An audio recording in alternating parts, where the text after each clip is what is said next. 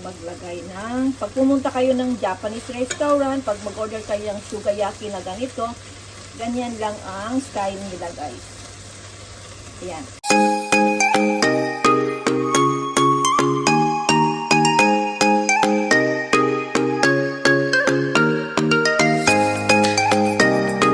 Hello guys, good morning sa aking mga kaibigan na mga viewers nandyan. Welcome ulit sa aking live.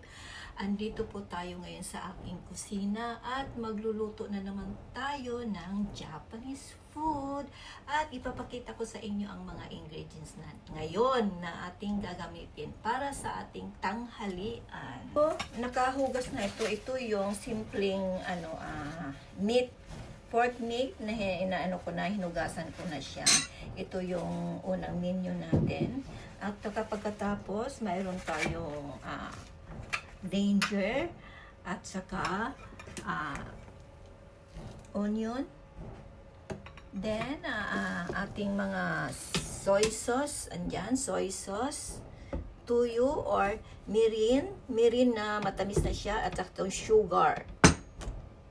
Mayroon pala akong counting tips na nandito sa Japan o kaya sa ibang lugar.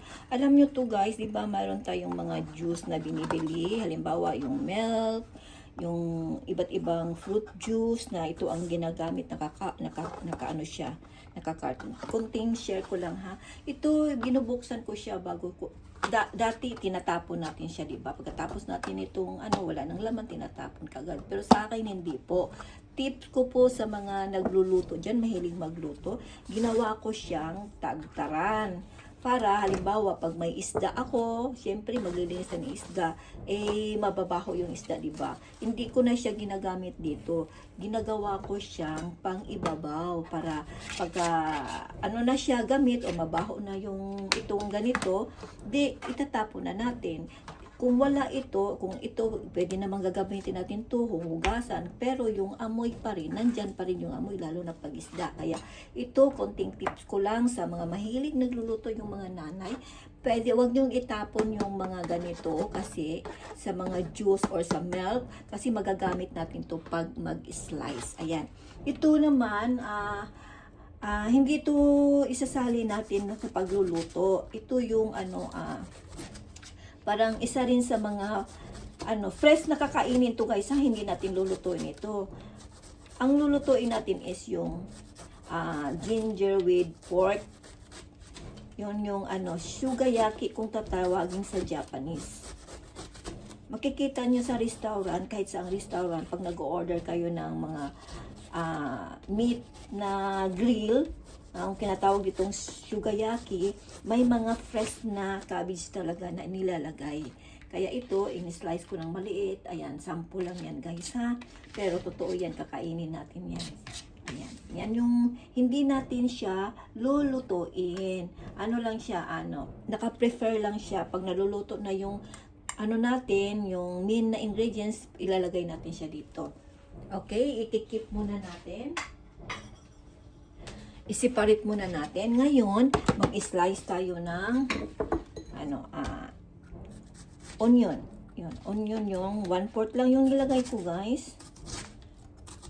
Kasi yung mga kasama ko, may ayaw din ng maraming onion. Ako na may mahilig sa onion. Kung pwede lang, buo ang ilalagay natin. Ayan, slice tayo para mag-prepare. Ayan, pa natin to. Hawain natin to para maliit-liit. Tapos, ilagay lang natin dito sa lalagyan. Ayan, isasabay natin yan sa pork na pagluluto. And then, tapos, ito naman, lulutuin natin to. Ito naman, isasali natin. Naka-ano na ako ng ginger. Yan, kinakaskas natin dahil isa siya sa mga ilalagay natin sa pork or sa baboy. Ayan. Yan, tamang-tama na yan. Isang na yan, isang spoon. Bali, isang spoon lang ang natin ilalagay dito. Ayan, isang spoon na yan. Pwede na yan. Ihahalo natin mamaya. Tapos, ito naman guys, ito yung pork. nahugasan ko na siya. Tapos inano ko lang siya ng towel para matutuyo. And then, tatapon na natin. Lagyan natin ng kaunting asin. Kaunting asin. Para mayroon siyang lasa. Tapos lagyan din natin siya ng ganito. Mga ano lang, half lang kasi mayroon pa tayo ano. Kaunti lang ang ano, ihalo ko dyan, yung flour. Yung iba hindi nila inahalo, nasa inyo na yun, pero ako nilalagyan ko. Tapos nilalagyan ko rin ng paminta sa atin. Sa Japanese, hindi na yan nilalagyan, guys. Pero sa akin, nilalagay ko dyan. And then, imimix natin to, ha. Nakahugas na ako ng kamay, guys, ha. Imimix lang natin to. Imimix para mamaya, pagluto, may lasa na siya kaunti. Pero may timpla pa rin tayong gagawin, guys. Yan, i-mix lang natin. Yung kaunting asin. At saka, paminta. Kaunti lang yung nilalagay ko, guys, oh. Yan. And then, magmi-mix muna tayo. Unahin ko muna yung flour na, yan, tablespoon. Inuna ko siya, guys, kasi pag nababasa na ito ng tuyo, hindi na tayo makakuha ng flour. Kaya, 1 spoon, 2 spoon na tuyo. Ito na may tinatawag nilang mirin na sugar dito sa Japan, pero hindi siya masyadong matamis. Dalawa din nilalagay ko, guys. Sugar, lagyan pa rin natin siya ng sugar kasi hindi naman siya masyadong matamis. Yung mga kaunting spoon lang. Ayan. Nasa timpla nyo lang, guys. Pagkatapos nyo matimpla nito, pwede nyo nang timplahan ulit kung kulang kayo sa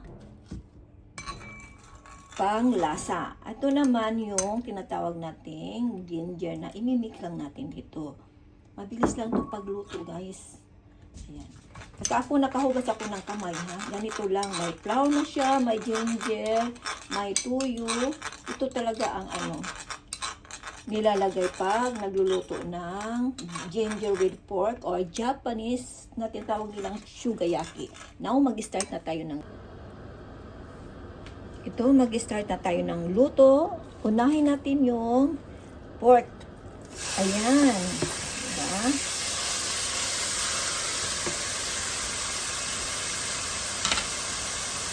Isabay natin pagluto ang sibuyas or onion kung tinatawag. Hindi na natin siya lagyan ng kailangan ng oil dahil may oil naman ito ng kaunti. Ayan, guys.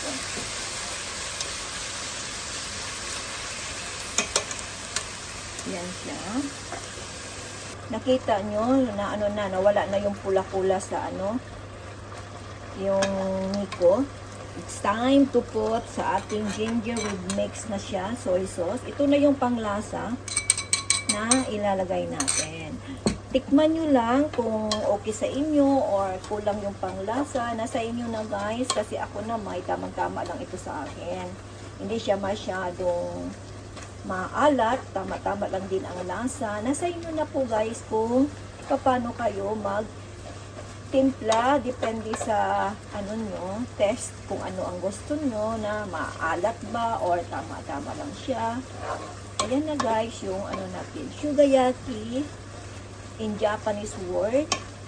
In English, ang suga is ginger, yung yaki is grill. Kaya tinatawag nilang shugayaki. Grilled ginger meat. Ayan, pork meat na siya, guys. Tikman natin kung okay na ba ang lasa niya, guys. Kung hindi ba siya maalat. Okay. Tikman natin ng ating kaunting lasa kung ano na yan. Kung okay na yung lasa.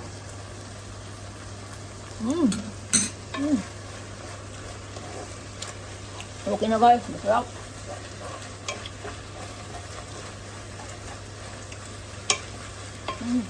Hindi siya maalat. Hindi rin siya matabang. Tama-tama lang sa akin kasi ayaw ko naman kasing masyadong maalat guys. Tama-tama lang sa akin ang lasa. Ayan siya. Ready to serve na po to. Ayan yung sugayaki natin. Simple cooking of Japanese. Pero hindi ito kompleto guys. Pag ihahain mo siya ng ganyan. Meron tayong cabbage na ilalagay dito yung ito siya. O, for example, ito luto na to siya guys, no? Ayan, sa mga Tagalog or Bisaya dyan, ayan, ganito lang pagluto. Tapos ito, dito lang siya ilalagay. Kaya siya ganyan ang kulay kasi ayoko yung maraming tuyo.